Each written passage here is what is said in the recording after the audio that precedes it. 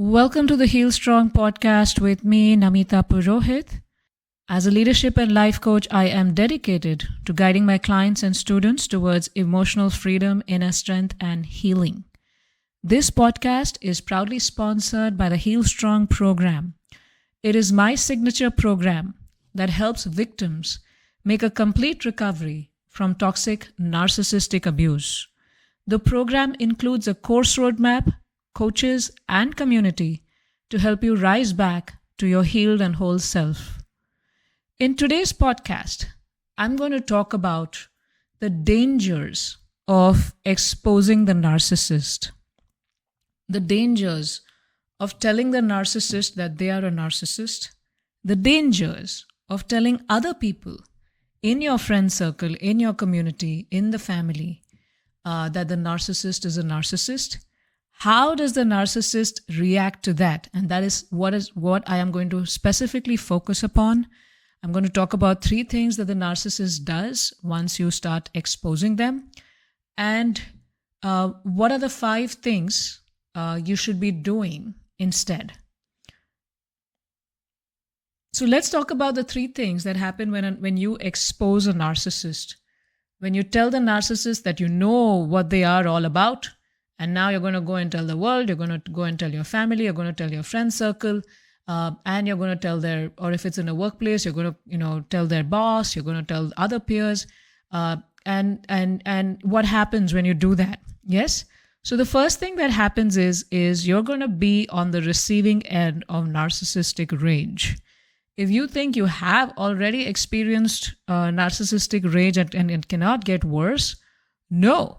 You don't know what narcissistic rage is then. You're going to be at the receiving end of a massive, massive tsunami at rage, all directed to you, to break your confidence, to break everything that you're saying, and so that you start fearing the narcissist and you fear the consequences of what's going to come in the future if you continue trying to expose them and reason with them. Now, why does the narcissist do that? Because they crave admiration and control. And when you expose their true nature, they are losing out on that oxygen for their life, which is admiration and control. And therefore, because they're not getting that, when somebody doesn't get what they want, then they get angry. Principle from the Bhagavad Gita, chapter 2.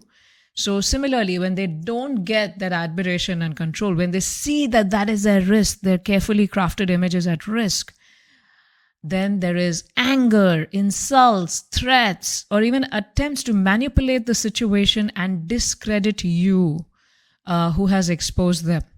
And they will get so angry as you do that, and they will say such nasty things to you that you may react in anger, respond in anger, in ways in which you have never experienced before, because you've lost your center in how much a person can lie, how much they can manipulate, and how bad they really are. You're actually seeing their nature in front of you, which you knew they were narcissists, but now you're seeing the extent to it, and you're left in shock. And because of that, you react in very angry ways. And then when you react back, then they abuse you back. And it's called reactive abuse, telling you that, look at you. Look at how angry and unreasonable you are. Look at your own behavior and look at how bad you are. And that's what starts happening to you. Now, in order to handle this, you need a lot of inner strength and personal power. Solar plexus needs to be really strong. And your sense of self-confidence, your sense of belief in yourself needs to be strong. And you can strengthen that. Of course, you need to do the inner work with your thoughts and feelings, but you can also strengthen that as a supportive function. Both need to go together, your inner work and external work to support your energy.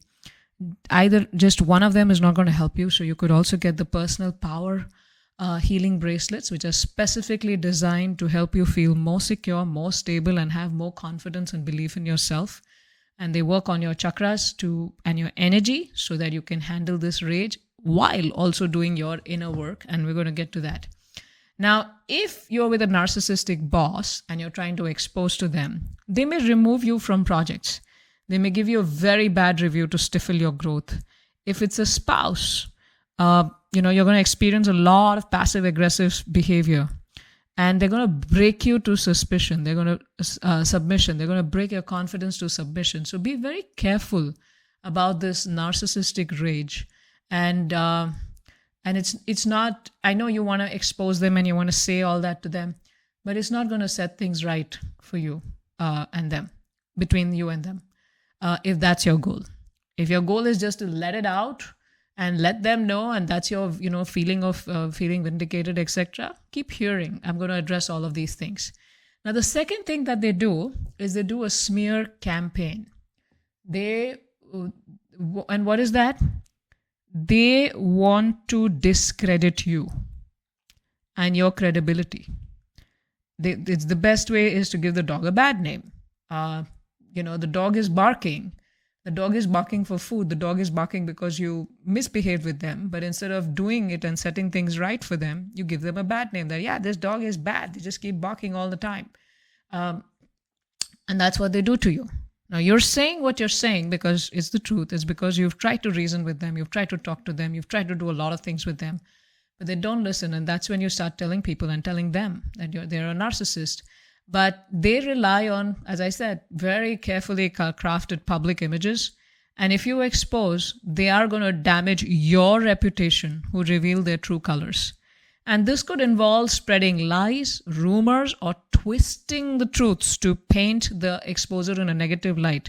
So the best lies are as close to the truth as possible. So they will talk about the same situations, exactly the same situations that you're talking about, but they'll give it a slight twist, a very believable twist.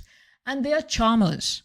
They have great public images. You may not have a great public image, but they have a very congenial, very friendly public image. And they're charmers, and they know how to play with people's vulnerabilities. And they usually, when they're trying to do a smear campaign on you, they're also trying to help the other person in what they want, so that once that person receives their help, they will believe them because they helped them, and they will believe their smear campaign, and they won't believe you. So all the genuine service that you have offered to the narcissist, your sincerity, all the good times you have done together, they don't matter to the narcissist. All that matters to them is their image and their narcissistic supply. The very fact that you are now exposing them, and that means they know you know, you're not a supply for them anymore. They're clear about that. Now, they want to discard you, and that starts with the smear campaign. And they have no object constancy. So they don't remember the good times. They don't remember how much service, everything that you have done. Or even if they remember, it really doesn't matter to them, because that is not a definition of a relationship for them. The definition of a relationship for them is, you must serve me. And when you stop serving me, or if you argue with me, or if you say bad things about me, I'm going to destroy you. So that's what happens. Now, when you do this, and when they do the smear campaign on you, all of their even more deep narcissistic characteristics come out on you. And they will also try to isolate you from your own support system through a smear campaign. They will get to your friends, your peers, your manager, your parents, your siblings, and try to criticize you to discredit you completely, and so that you have no support left, and so that the others are never going to come together with you and support you in trying to heal or recover or find a way in dealing with this narcissistic relationship. They will regain control by denying the accusations. They will play the victim much better than you. You have some dignity. You may not play the victim there. You're still like pleading to them that let's have a good relationship. The only reason I'm talking about it is so that you fix yourself and so that we can have a good relationship. But they will not. They don't care about all of that. They'll play a great victim, and they will manipulate the situation to get sympathy. So the reason is that why are you trying to expose the narcissist is something you want to understand. And we're going to get to that. Yes, that there is you're looking for some kind of validation there. And we're going to talk about that in a bit. Another thing that happens in the smear campaign is that if this is in your workplace and this is a narcissistic boss, they will make sure that all your managers and peers know about you. They will make sure that if you're trying to shift your job, they will give you terrible recommendation. They won't recommend you at all. And their smear campaign is going to follow you to the next job and the next job and all your life. They don't forgive easily. And they are just so concerned about their image, they don't want to lose anything to chance, right? And then after the narcissistic rage and the smear campaign, there will be an eventual discard. You will keep talking about it because you want to make things right, but they are going to just discard you because you figure them out and you're no longer useful to them. And it doesn't matter if you were right. It doesn't matter how much you serve them. It doesn't matter how secure. You have exposed them, which means they know you know about them, and which means you're not useful. So you need a very strong inner core to be able to handle that discard that follows. And that strong inner core comes from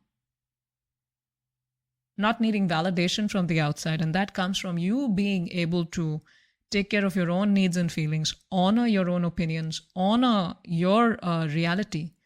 And for that, you need a lot of self-love and a lot of self-partnering. And we have self-love flashcards for that. I also have a self-love bracelet for that, a healing chakra bracelet that would help you get the strength. But again, you need to support that all with a lot of inner work. And for that, we have the HealStrong program, which helps you regain your confidence, which helps you get your self-love back, which helps you understand them really well. The 3 stages that we talk about, the reveal, the heal, and the deal, where you really understand who they are. You understand yourself, your own vulnerabilities. You work on your healing the past with them, healing your vulnerabilities, and strengthening yourself for the future. And then you learn how to deal with them. A lot of times we want to jump into dealing with them without doing the reveal and the heal stages properly. Now, it's important to know that these 3 things that I've talked about are just some possibilities that can happen, because narcissism ranges on a spectrum. So these 3 things will happen. They will definitely happen. But the extent may vary depending upon how narcissist is your narcissist, right? And the existing dynamic that you have with them, how dependent are they on you for their supply, and more. So now, what should you do is the question. So if you're not exposing them, what should you do? How should you handle all that's happening inside of you? And how should you prepare yourself? If at all you have to expose them in the future, or if at all you have to find peace for yourself, what can you do to help yourself, right? Now, the first thing I recommend is to join the HealStrong program. And I would recommend the advanced program because that goes really in depth and it helps you address each and every aspect of your life and the feedback so that you can heal and recover from narcissistic abuse and live a beautiful life. The feedback I have received is 2 people close to suicide did that program and they're feeling excited about their life again. 2 men had lost their confidence completely because of being abused by a narcissistic wife. And they have so much more clarity that it's not them, it was, her. So many women have found support in dealing with their narcissistic spouses, in-laws, and things like that. And they have been able to regain their health, regain their confidence, and grow back. So it's grow to whatever they are meant to be in this life. You're not meant to be a supply for the narcissist. You're meant to do wonderful things in this life. And by doing the HealStrong Advanced program, you get access to those resources and you get access to the exact steps in a very organized fashion, like a roadmap to help you heal yourself. So, narcissistic abuse can break people, make them weak, lose their sanity, lose their health and confidence, break their self-esteem, and by continuously believing the lies and the gaslighting and the manipulation, you lose your sense of confidence and self. And it's first important to get back to who you used to be before the abuse, and also work on your vulnerabilities that made you susceptible. And the HealStrong program helps you do that. Now, when you do all of this, you have a lot more strength to deal with the narcissist and to decide your course of action. The second thing that you want to do is try to understand what is inside of you why do you have this need that you want to tell them, you want to expose them? Is it that, do you want others to know so that this person can be cornered? And only when they're exposed will they be forced to fix themselves and work on themselves, and only then you will have a happy life? Let me tell you, that's not going to happen. It may work as a strategy when someone is sincere, but you're dealing with a very insincere person who cannot tolerate their image being tarnished. So no matter what you do, they are very experienced at protecting their image, manipulating the hell out of you, manipulating the situation, making friends with the people who used to be your friends, and confusing you and actually discrediting you. So that's not going to work. And even if the entire, your circle and your family knows who they are, they will find a way to charm. They will not even engage with them. They'll find a way to continue being charming with them. And they'll find a way. So the people you're telling about them, they'll be like, no, but this person is so sweet and charming. You're the only one with so much anger and frustration and things like that. When I talked to them, they didn't even criticize you. They didn't even do anything, right? So they have that charm offensive. And they're practiced at it. And if you discredit them in one circle, they will find another way to get their supply. You were not their first supply. You were not their first relationship. You were not the first sincere person in their life who got to know them and who could understand they were narcissists. They are practiced at discarding you. So remember one thing, you exposing them is not going to corner them.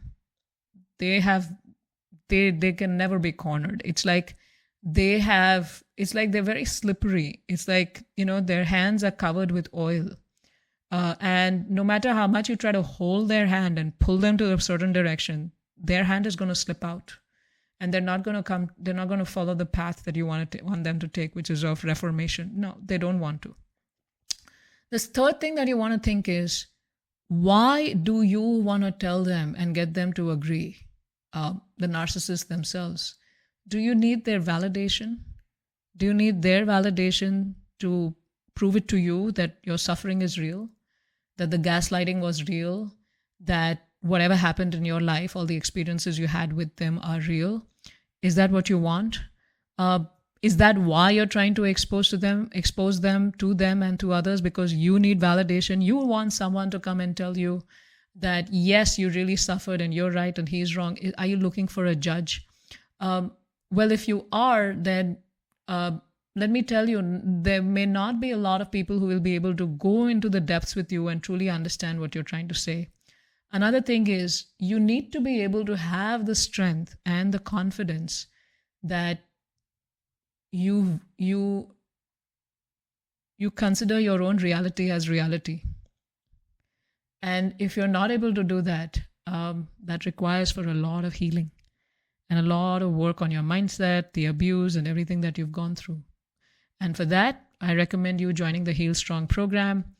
As I said, I recommend you joining the advanced pack, but if that's not where you want to start small, then you can start with the starter pack, which gives you a 3-step process, gives you a worksheet and some videos to work on. And then you could upgrade to the advanced pack. And if even that you don't want to do, then you could just download the free worksheet. All the links are there in the description below. Now, the third thing is to understand. The fourth thing is to understand when you're trying to figure this out is discretion is the better part of valor. Sometimes not fighting the war is fighting the war. The best wars are won by not fighting. Now, using your discretion, it's like you're making a choice about the type of war you want to fight here. I understand that if I expose the narcissist, I've just heard this podcast by Namita, and I understand it's not going to work. I'm going to use my discretion of not exposing them. But because a lot of my energy is going to go into that, and they're going to break me further, and they're going to destroy me further, and I'm going to lose my confidence, and I'm not strong right now. And exposing them is not going to help me in any way. Right now, the help I need is my own healing and building myself and my own safety and security. Let me use my energy towards that, towards building myself, building my energy, building my safety, my security, my future, and living a life of purpose and contribution and focusing on my goals. Now, you'll be like, no, but I was betrayed by this person. Yes, you were. I understand that. You have my full empathy, full understanding. But as your well-wisher, I'm telling you, fighting with them is going to drain you because they have no rules in fighting. Absolutely no rules in fighting. they have no values while they're fighting. So when you're fighting with them, you're not fighting with a reasonable person who has some values and some introspection, and they're practiced at manipulation. So in the going to war with them is not going to help, but the real war is the war inside, working on yourself, strengthening yourself, and leading a meaningful life of contribution. So that's important. And when you build yourself, you may be able to come to a place of strength where you can expose them and still stay strong inside without any codependency on them, without looking for their validation, and without hoping that things would be fixed. If you are ready with these three things, then go to war. If you're not, focus on yourself. The fifth thing I would tell you is that you're feeling compassionate, that wow, and that's true classic empath behavior, that, oh, I want to share this with them. You may not expose, like do a big expose, but you just want to share it with them so that they understand their behavior and how it's impacting you, and they will fix themselves. But that fixing doesn't happen. They're not a reasonable person. The very fact that you're sharing with them that, hey, you seem to have these traits and I want to help you, and, out of my compassion and love for you, I want to help you. Let's get therapy for you. Let's do this for you. Let's do that for you. That's not going to happen. Because you're not dealing with a reasonable, rational person. You're dealing with an irrational person for whom their image is everything. They lead very empty lives. They have absolutely no self-love, no self-worth, no self-confidence, and they're just trying to get it out from the outside. They hate themselves inside, and they're trying to feel good about themselves by continuously getting this from the outside. So when you try to share with them and try to get help for them, it's not going to work. You may try all to fix the narcissist so that you can have a happy relationship. That's never going to happen. And I've also done another podcast on that. Stop trying to change your partner. Do this instead. It's important that you listen to that one also. So as we go through this journey of trying to recover and trying to figure out and trying to find and carve a pathway of how to deal with this narcissistic abuse, my recommendation to you is be very thoughtful. You have to think 10 steps ahead before you're doing anything with them, because your preservation, self-preservation, your healing, your energy is more important. And karma will take care of them. If that's what you're trying to think about, that, oh, I need to expose the narcissist so that they can fix themselves, so that they realize what they're doing and all the damage and, everything that they've done to me, they should get a taste of their own medicine. They're not going to get it. They're not tuned to get it. Even if they're getting it, they're not tuned to accept it or receive it, and they'll find another circle to fool. So instead of wasting your precious energy on them, which you already have done for so many years, use all that energy in working on yourself. It's like, when I used to plant, I love gardening at one point, and I used to plant I'd got these tulip bulbs from a tulip festival, and I planted them, and they had to be planted early on, before the onset of a certain season. And then they had to, then they would show up in spring. But after they would come up in spring, the spring was over, and you'd get those tulips, and the very beautiful tulips that would show up in my front yard, different colors. Then you would prune them at the end of the season. You would prune the plant. Why? So that the plant would go inwards instead of outwards. It would go inwards, and it would conserve its energy and regain its energy, and, with all the nutrition and everything in the soil for the next season. So that's what you need to do also. And that's what we do to trees as well. We cut off the unhealthy branches so that they can, so that the remaining healthy part of the plant flourishes and grows. And that's what you need to do. You need to cut off the unhealthy branches of wanting to fix them, wanting to fight with them, wanting to expose them, wanting to pay for whatever they did to you, or wanting them to understand your situation and so that they can transform. These are all unhealthy branches in a narcissistic relationship.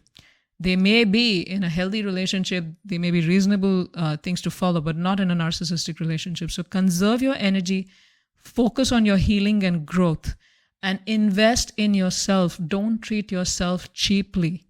The first act is self-love, and the first act of self-love is to heal yourself. You may hear a lot of different podcasts and things like that, and that's great. And you can continue doing that on my channel. but you need a structured roadmap to work on yourself. It's not going to happen by randomly hearing podcasts without having a focused method to heal yourself. It's like, you're preparing for your exams by just listening to 20 different podcasts and trying to make some notes over there. But there is no structured roadmap, and therefore you don't make the grade in the exam. Similarly, in your life of healing and growth, you need to have a structured roadmap, a deliberate roadmap, just like when you studied for your exams or college. Similarly, in working on yourself, in fact, even more than what you did invested in your education, is to work on yourself. And you are your best asset. And I'm not saying you have to join the HealStrong program only. If you don't like my program, find another program. But invest in yourself. Don't treat yourself cheaply, because as you would have heard my previous podcast about how the narcissist makes you sick, if you don't work on your healing, you're going to become sick. And what is the cost of not having a healthy body? I'm not even talking about the medical bills here. What is the cost of not having a psychologically well-integrated mindset? You're losing out on who you're meant to be, losing out on leading a full life, and losing out on growing and living your dreams and aspirations. So I welcome you to join the HealStrong Advanced program, or the starter pack, or the free worksheet, and wish you all the very best. And please support this podcast by subscribing to this channel and turning on the notifications so that you get the updates of all the podcasts that I create here. Thank you very much.